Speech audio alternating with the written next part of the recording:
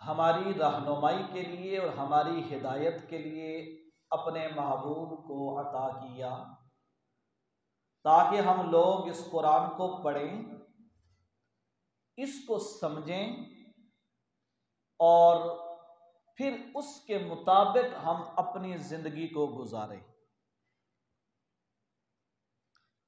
एक मुसलमान होने के नाते हमारे लिए ये बात लाजिम है कि जब हम ये दावा करते हैं ना कि हम मुसलमान हैं, तो फिर मुसलमान अल्लाह और उसके रसूल के हुक्म के मातहत है।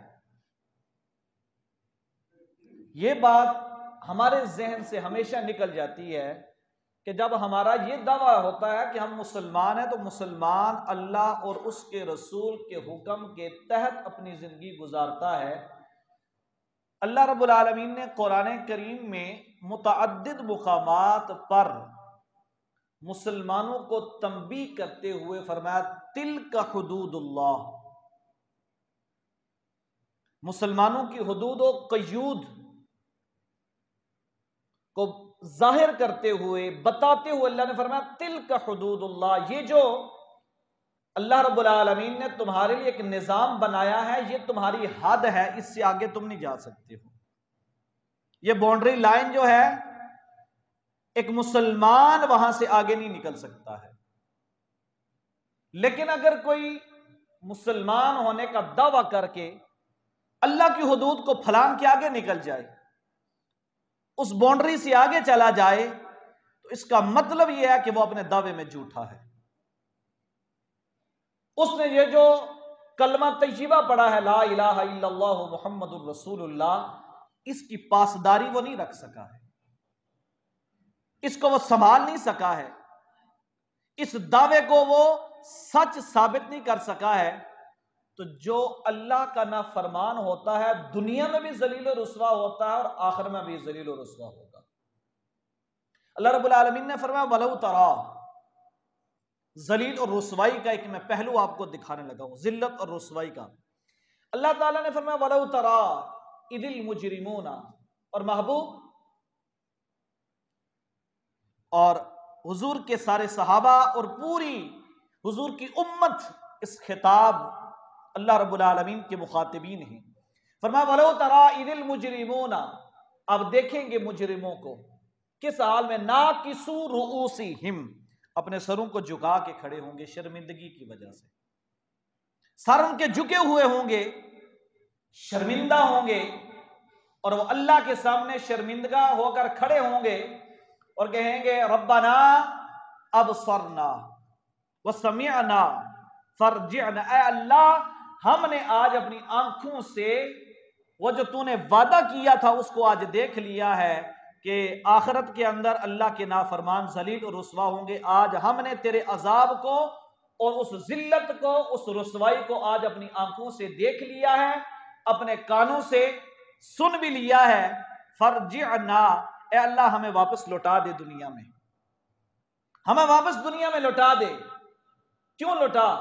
नअमल सालिहन इन्ना मूकिनून, हम अच्छे अमल करेंगे और आज हमें इस बात का पक्का यकीन हो गया है कि तेरी बात बिल्कुल सच्ची है। तो जिल्लत और रुसवाई उस वक्त इंसान का कुछ भी साथ नहीं दे सकेगी। तो अल्लाह और उसके रसूल की हुदूद और क़यूद के अंदर रहकर जिंदगी गुजारना, यह एक मुसलमान की जिम्मेदारियों में शामिल है। लेकिन अगर हम लोग जिस दौर से हम गुजर रहे हैं ना, आए दिन मैं भी और आप भी देखते हैं, सोशल मीडिया है, व्हाट्सएप है, फेसबुक है, तरह तरह के जनाब मामलात वहां पर आते रहते हैं। कोई कुरान है, कोई हदीस की आयत लिखी हुई है, कोई कुरान की आयत लिखी हुई है। तो जो आदमी 4 हर्फ पढ़ गया है ना, 4 हर्फ, वो कुरान की किसी आयत को अगरचे तर्जुमा ना भी आता हो ना, तो तर्जुमे तो मौजूद हैं, कुरान की इस आयत को तर्जुमा पढ़ता है, करता है, कहीं से पढ़ता है, उस पर गौर व फिक्र करता है। पढ़ा लिखा है आदमी, प्रोफेसर लेवल का है, इंजीनियर लेवल का है, डॉक्टर लेवल का है, वकील लेवल का है, अपनी अपनी फील्ड है, वो उसको पढ़ता है। पढ़ने के बाद उसको समझता है और समझने के लिए अपने दिमाग को इस्तेमाल करता है। वो जो उसके पास इल्म है उसकी बुनियाद पर कुछ समझता है, और बसा औकात ऐसा होता है कि वो मुकम्मल मफहूम को नहीं समझ सकता और कुरान की उस आयत के माना और मफहूम को गलत जगह पे इस्तेमाल कर जाता है। इसको पता है कि उर्फ आम में क्या कहते हैं? तफसीर बिर्राय, अपनी समझ और बूझ के मुताबिक कुरान की आयत की तफसीर करना, इसको कहते हैं तफसीर बिर्राय। और ये हराम है, ये हराम है। बंदा कुफ्र की हद तक चला जाता है। जिस कुरान को आप अपने मकसद के लिए इस्तेमाल कर रहे हैं और उस पर आपको उबूर नहीं है, आप उस कुरान को जिसको पढ़कर बंदा नेकियां कमाता है, उसी कुरान को पढ़कर आप गुमराही के गड़े में चले गए। इसलिए कुरान को समझने के लिए अपने दिमाग का इस्तेमाल न करें, हदीस को मफहूम समझने के लिए अपने दिमाग का इस्तेमाल न करें। हाँ, आपके पास इल्म है तो आप उसकी तावील कर सकते हैं। मैं एक मिसाल देने लगा हूं, बिस्मिल्लाहिर्रहमानिर्रहीम। कुरान को आप खोलते हैं, पहली आयत जिस पे नजर पड़ती है वो बिस्मिल्लाहिर्रहमानिर्रहीम। एक बच्चे से लेकर बूढ़े तक हर आदमी को आती है, तर्जुमा भी हर एक को आता है, हर एक को तर्जुमा भी आता है। लेकिन कोई बंदा लिखा लिखाया तर्जुमा तो कर सकता है, लेकिन हर्फ बा हर्फ बिस्मिल्लाहिर्रहमानिर्रहीम का तर्जुमा अरबी कायदे और कानून को जाने बगैर कोई आदमी नहीं कर सकता है। और यहां पर वो आदमी भी कुरान की आयत का माना और मफहूम अपनी समझ के मुताबिक गुजारता है कि जिसको बिस्मिल्लाहिर्रहमानिर्रहीम की अरबी कवायद के मुताबिक तरकीब करना भी नहीं आती है। यह हम मुसलमानों का हाल है, जिसको बिस्मिल्लाहिर्रहमानिर्रहीम की तरकीब भी नहीं आती है, जिस आदमी को यह नहीं पता है कि ला इलाहा इल्लल्लाहु मुहम्मदुर रसूलुल्लाह, हम कलमा पढ़ते हैं, मुहम्मद के दाल के ऊपर दो पेशे हैं, और जब हम अजान देते हैं कलमा पढ़ते हैं तो अशहदु अल्ला इलाहा इल्लल्लाहु व अशहदु अन्ना मुहम्मदर रसूलुल्लाह। जिस आदमी को कलमे के अंदर दाल के ऊपर पेश क्यों है, अशहदु अन्ना के बाद अन्ना मुहम्मद दर रसूलुल्लाह क्यों है, ये फर्क नहीं पता। वो कुरान की आयत का माना और मफहूम अपने इल्म की रोशनी में अपने लिए पेश कर रहा होता है। ये हाल है हम मुसलमानों का। दुनिया के अंदर कोई भी ऐसा आदमी नहीं है, मैं आपको कहूं जी आपको सर का दर्द है जी, आप पैरासिटामोल खा लें जी, पैनाडोल खा लें जी, फुलान दवाई खा लें, आप नहीं खाएंगे, क्योंकि मौलवी साहब को क्या पता जी डॉक्टरी क्या होती है। एक डॉक्टर आपको कहे जी आप बिल्डिंग बनाने लगे, यहां पर इतना सरिया डालें, इतनी आप सीमेंट डालें, आप नहीं मानेंगे जी। डॉक्टर क्या पता है इंजीनियर का काम क्या होता है। तो फिर कुरान को समझने के लिए हम अपने दिमाग का इस्तेमाल क्यों करते हैं फौरन? हदीस का मफहूम और माना अब देखते हैं कितनी जगहों पर कितने ही लोग ऐसे होते हैं, कुरान में अल्लाह ने ये कहा है जी, हदीस में हुजूर ने ये कहा है जी, हालांकि पता ही नहीं कि ऐसा कुरान का ये हुक्म है भी कि नहीं, हदीस ये है भी कि नहीं। कुरान करीम फुरकान हमीद हमारी रहनुमाई के लिए है, कहीं ऐसा ना हो कि युदिल्लु बिही कसीरा, इसी कुरान को पढ़कर बतेरे जो है वो गुमराही और अंधेरे के गड्ढे में चले जाते हैं। वयहदी बिही कसीरा, इसी कुरान को पढ़कर बतेरे जो हैं वो हिदायत पा जाते हैं। यही मतलब है इसका। कुरान की कभी भी किसी आयत को अपने समझ और बूझ के मुताबिक अपने दुनिया के इल्म की रोशनी में आप कुरान की आयत का माना और मफहूम कभी भी लोगों के सामने ना खुद निकालें ना किसी के सामने निकालने की आप इजाजत दें। एक मुजतहिद जो है, जो मसले अखज करता है, उसके लिए भी शराइत यह है कि वो कुरान का हदीस का आलिम होना चाहिए, फिर जाकर वो किसी मसले का हल पेश कर सकता है। इमाम आजम अबू हनीफा नौमान बिन साबित से किसी ने पूछा कि आप क्यास करते हैं? ये करता हूं। पर मैं आपको यकीन है कि आपका क्यास बिल्कुल ठीक है, इतने बड़े इमाम की बात मैं आपको सुना रहा हूं, आपको यकीन है कि आपका क्यास बिल्कुल ठीक है। आपने फरमाया मुझे इसका यकीन है कि मेरा क्यास गलत हो सकता है,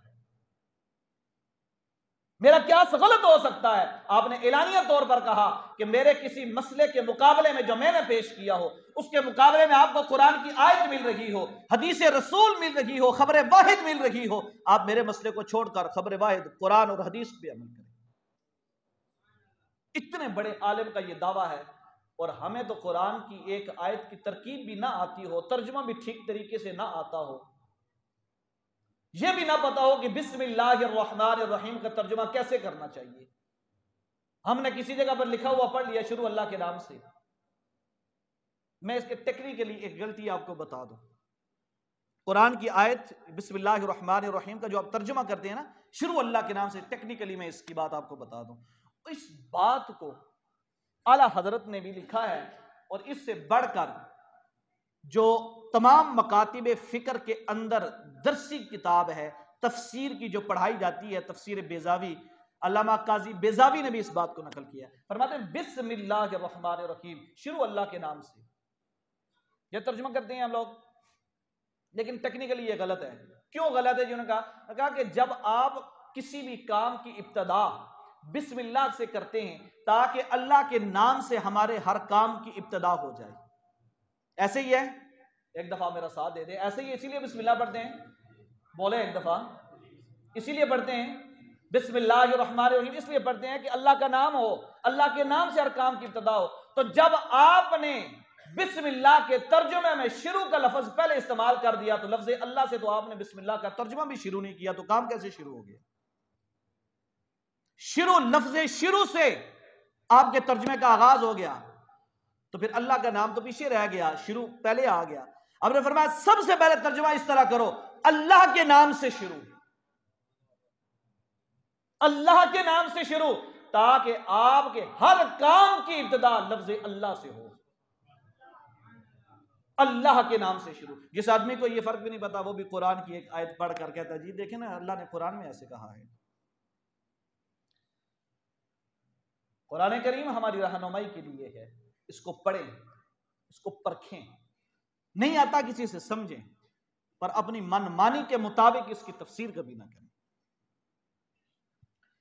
कुरान करीम फुरकान हमीद बुरहान रशीद से एक आयत करीमा मैंने पढ़ी थी, उसकी ये ज़िमनन चंद एक बातें आ गई जो ज़रूरी थी, मेरे दिमाग में आ गई तो मैंने कर दी हैं।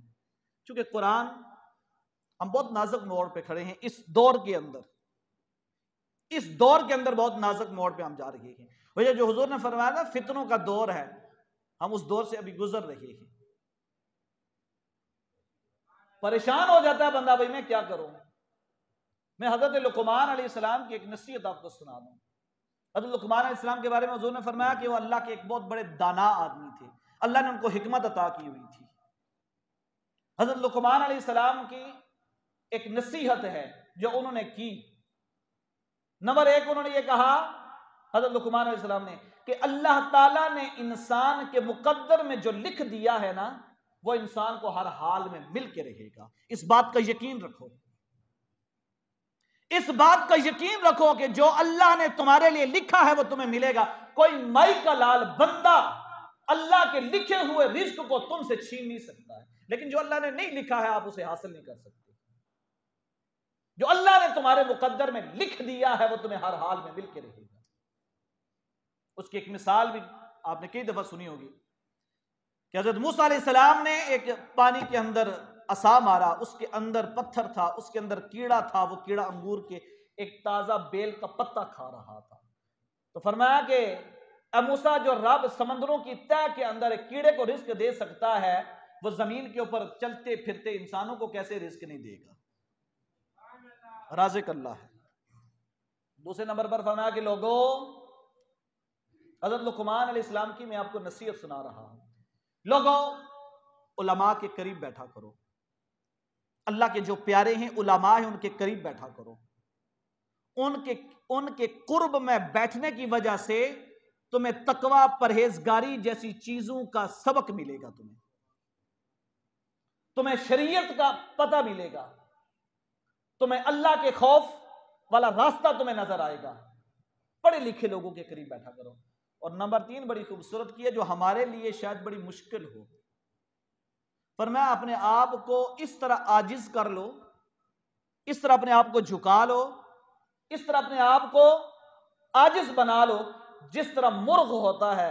उन्होंने मिसाल मुर्ग की इसलिए दी, फरमाया वो सुबह सवेरे दुनिया सारी सो रही होती है और वो अल्लाह का रिज़्क, अल्लाह का जिक्र कर रहा होता है, और वो अल्लाह का जिक्र करके लोगों को जगा रहा होता है, और वो अल्लाह के जिक्र में किसी किस्म की कोई उकताहट या शर्मिंदगी महसूस नहीं करता। ऐसे अपने आप को बना लो, अल्लाह का जिक्र करो। कुरान करीम हमारी रहनुमाई के लिए है। रमजान शरीफ की आमद होती है, हम लोग सदकात और खैरात की तरफ तवज्जो देते हैं जी, सदका भी देना चाहिए। या अय्युहल्लज़ीना आमनू कुलू मिन तय्यिबाति मा रज़क़नाकुम, अल्लाह ने फरमाया जो हमने तुम्हें रिज़्क दिया है ना, पाक रिज़्क, वो खाओ। एक हदीस पाक का मफ़हूम है कि अल्लाह ने हर चीज इंसान को पाक अता की है, लेकिन बंदा खुद अपने अमल की वजह से उसको नापाक और गंदा कर देता है। उलमाए किराम मुफस्सरीन ने यहां पर लिखा है कि अकाला याकुलू, कुलू जो लफ्ज़ है ना, कुलू कुलू, इसका मतलब होता है खाओ, मुंह से। लेकिन यहां पर मुराद यह है कि हर हलाल काम करो, हर वो काम करो जो एक मुसलमान के लिए हलाल है, हर उस काम से बचो जो मुसलमान के लिए हराम हो। सिर्फ खाने तक नहीं, एक बंदा खाता हलाल है, मैं उस जानवर को खा रहा हूं कि जिसके ऊपर कसाई ने छुरी फेरी है, उसको ज़िबा किया है अल्लाह के नाम पर, बिस्मिल्लाह अल्लाहु अकबर कर दिया है, पैसे देकर बाजार से गोश्त खरीद कर लाया हूं, हलाल जानवर है वो खा रहा हूं, लेकिन करतूत मेरे ऐसे हैं कि जो हराम है। फरमाया कि हर वो काम करो जो हलाल हो मुसलमान के लिए। मुसलमान के लिए क्या हलाल है? मुसलमान के लिए हलाल ये है कि मेरे करीम आका ने फरमाया कि अल मुस्लिमो मन सलिमल मुस्लिमूना मिन लिसानिही व यदिही। अरे तुम मुसलमानी का दावा करते हो, मुसलमान तो वो है कि जिसको सरहद मेरे मुस्तफा ने अता की है। फरमाया मुसलमान वो है कि जिसकी जुबान से, हाथ से दूसरे मुसलमान सलामत रहें, जिसके हाथ और जुबान से मुसलमान सलामत रहें, सलाम हो उस इंसान पर कि तुम्हें मुसलमान होने का सर्टिफिकेट मेरे मुस्तफा ने अता कर दिया। ना मैंने दिया है ना किसी दुनिया के इंसान ने दिया है तुम्हें मुसलमानी का सर्टिफिकेट। जिसकी जुबान से भी मुसलमान सलामत है, जिसके हाथ से भी मुसलमान सलामत हैं, उसके मुसलमान होने का सर्टिफिकेट मेरे मुस्तफा ने उसको अता कर दिया। मैं दावा करता रहूं, लेकिन मेरी जुबान से ऐसे अल्फाज निकले कि किसी का दिल चीर के रख दे, मेरे हाथों से ऐसा अमल हो कि जिससे मेरे मुसलमान भाई को तकलीफ पहुंचे। अफसोस कि हम मुसलमान तो हैं, लेकिन मुसलमानी वाले अंदाज हमारे खत्म हो चुके हैं इस दौर में। कुलू मिन तय्यिबाति मा रज़क़नाकुम, खाओ हर वो शय, करो हर वो अमल जो अल्लाह ने तुम्हारे लिए हलाल किया है, हर उस अमल से बचो जिससे अल्लाह ने तुम्हारे लिए हराम किया। नबी पाक अलैहिस्सलातु वस्सलाम ने फरमाया, हज़रत लुक़मान अलैहिस्सलाम हिकमत के बादशाह गुजरे हैं, फरमाया कि हिकमत कैसे आती है? हिकमत का गुर मेरे और आपके मुस्तफ़ा ने हमको बता दिया है। हर बंदा हिकमत के नक्शे हिकमत के रास्ते पे चल सकता है, दाना बन सकता है, पर रास्ता जरा मुश्किल है। मेरे और आपके करीम आका ने फरमाया कि लोगों अगर दाना बनना चाहते हो, हिकमत अगर अल्लाह की तरफ से हिकमत हासिल करना चाहते हो, तो एक काम करो, और वो काम यह है कि अल्लाह से डरते रहो। हिकमत उस इंसान के करीब आती है जो अल्लाह से डरता है। जो अल्लाह से डरता है, हिकमत उसके पास आ जाती है। फिर जब हिकमत इंसान के पास आती है, बंदा खुद बहुत गुनाह से दूर हो जाता है, खुद बहुत अमाल सालिहा की तरफ उसका कदम बढ़ता है। कुलू मिन तय्यिबात, करो हर वो अमल जो तुम्हारे लिए अल्लाह ने हलाल किया है। बसा औकात उज़र, शरीयत में उज़र की बुनियाद पर गलती मुआफ है, उज़र की बिना पर, लेकिन उज़र वो जिसको शरीयत उज़र कहे, उज़र वो नहीं जिसे मैं और आप उज़र कह दें। एक बीमार आदमी है, उसके लिए रोजे की मुआफी है, मुसाफिर है, उसके लिए रोजे की मुआफी है, लेकिन वो बीमारी कौन सी बीमारी जिसे मैं और आप बीमारी समझें? ऐसी बीमारी जिसकी वजह से आपका मुआलिज, आपका डॉक्टर, आपका हकीम आपको यह कहे कि अगर आपने दिन को पानी ना पिया, आपने खाना ना खाया, आपने दवाई ना ली, तो आपकी जान जा सकती है। ऐसी बीमारी जिसकी बुनियाद पर दवाई ना खाने की वजह से, खाना ना खाने की वजह से, पानी ना पीने की वजह से आपकी जान को खतरा हो, अगर ऐसी बीमारी है और आपका डॉक्टर आपको कह दे कि अगर आपने मेरे बताए हुए तरीके पे अमल ना किया तो आपकी जान जा सकती है, इसको बीमारी कहते हैं। इस बीमारी की बुनियाद पर आप रोजा छोड़ सकते हैं। और रोजा जो आदमी उस उम्र के उस हिस्से तक पहुंच, मैं जवान हूं, आज बीमार हूं, कल मैं ठीक हो सकता हूं, लेकिन उम्र के उस हिस्से पे बंदा पहुंच गया है कि बीमारी से वापस आने के चांसेस कम हो जाए। बुढ़ापा हो गया, 50, 60 साल, 70 साल का हो गया है, अब आदमी बीमार हो गया है, अब कैसे ठीक होगा? तो ऐसा आदमी अगर बीमार हो जाए जो बुढ़ापे की उम्र को चला जाए और उसके ठीक होने के अब वापस चांसेस कम हो जाएं, तो उसके लिए रोजे की छूट है बीमारी की वजह से। और एक बंदा जो एक दिन का रोजा छोड़ता है वो एक अपने रोजे का, हर रोजे का फिदिया दे, और फिदिया तकरीबन फितराने के बराबर होता है। और इस दफा जो फितराने का तकरीबन ऐलान हुआ वो 170 रुपए हुआ है, मतलब 170 रुपया फी रोजे का फिदिया दे दे। किसी गरीब के घर में एक महीने का आप राशन डाल दें, सुबह सहरी अफ्तारी उसको कराएं, जरूरी नहीं है आप एक महीने का राशन उसके घर में डाल दें। ज़कात देती हैं आप, रमजान शरीफ की आमद होती है, हर बंदा आप हिसाब किताब करता है, ज़कात देता है। ज़कात का मसला सुन लें। कुरान करीम की आयत मुबारक, मैंने जो आयत पढ़ी उसी के ज़िमन में सारी बातें कर रहा हूँ। कुलू मिन तय्यिबाति मा रज़क़नाकुम, अल्लाह ने कहा कि हर वो काम करो जो तुम्हारे लिए हलाल है। ज़कात, एक आदमी कारोबार करता है, उसमें सूद शामिल है, उसमें झूठ शामिल है, उसमें फ्रॉड शामिल है, करोड़ों अरबों कमा के वो लेके आ गया है। रमजान शरीफ का महीना शुरू होता है, हिसाब किताब किया जी मेरे पास करोड़ों रुपए हैं, लाखों में वो ज़कात दे देता है, लाखों क्या करोड़ों की ज़कात दे दे, उसने हराम तरीके से जो माल कमाया है वो कभी भी हलाल नहीं होगा, ना ही उसकी ज़कात काबिल कबूल है, ना ही ज़कात की वजह से उसका जुर्म माफ होगा। ये याद रखें, अल्लाह पाक है, पाक चीज को कबूल करता है।